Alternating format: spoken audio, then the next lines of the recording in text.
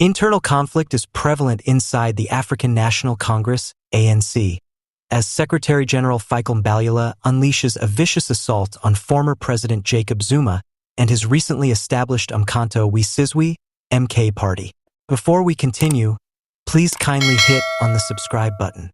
Mbalula said in a recent speech that Zuma's actions had threatened the ANC's stability and unity, raising questions about the party's capacity to continue holding a commanding majority in South African politics.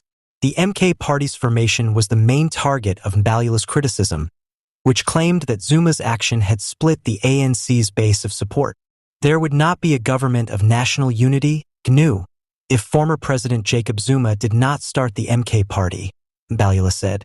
He said that people are now confused as a result of Zuma's influence, and many ANC members are now split in their allegiance. Mbalula emphasized the significance of Zuma's new political endeavor by pointing out that 2.3 million voters, who, according to him, had previously backed the ANC, may have been persuaded by Zuma while still identifying with the party.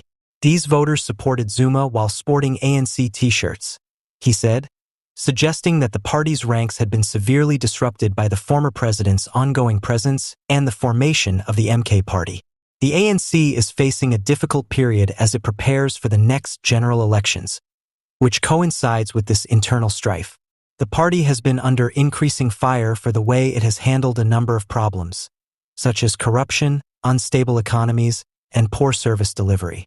Mbalula's comments reflect a larger worry inside the ANC about the possible fragmentation of its support. The MK party's rise adds another level of complexity to the ANC's difficulties, possibly weakening its political power and diluting its voter base.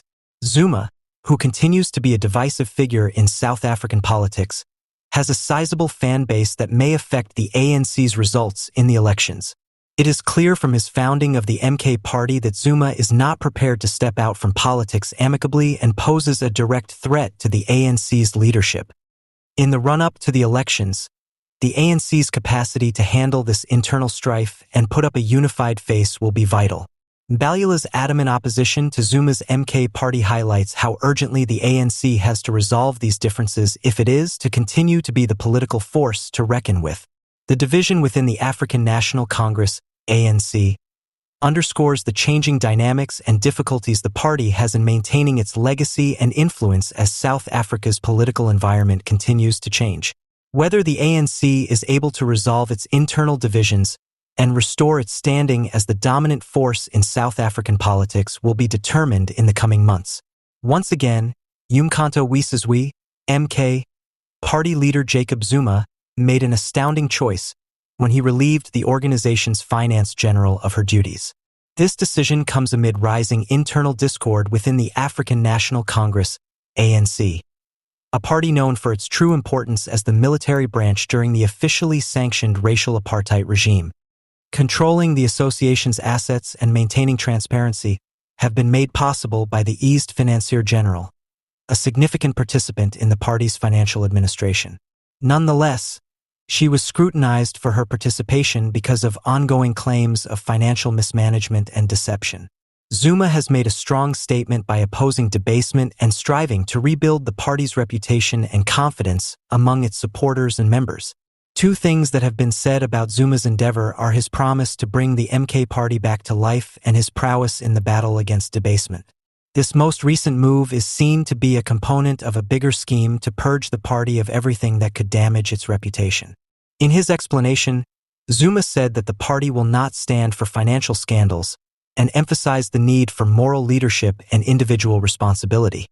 The decision to remove the finance general from her position has not gone down well inside the party. Others believe that maintaining the party's ideals and resolving its financial issues call for it to be a vital step. They are aware that doing this would improve the MK party's standing and appeal to a larger number of voters. Many, on the other hand, think that the allegations made against the financial officer general are politically motivated and that her appointment was made arbitrarily. The MK party has had several difficulties recently as it works to preserve its notoriety and carve out a meaningful place for itself in South Africa's political scene. Zuma's government will give the party new life and reaffirm its dedication to the ideals it battled for during the Liberation War.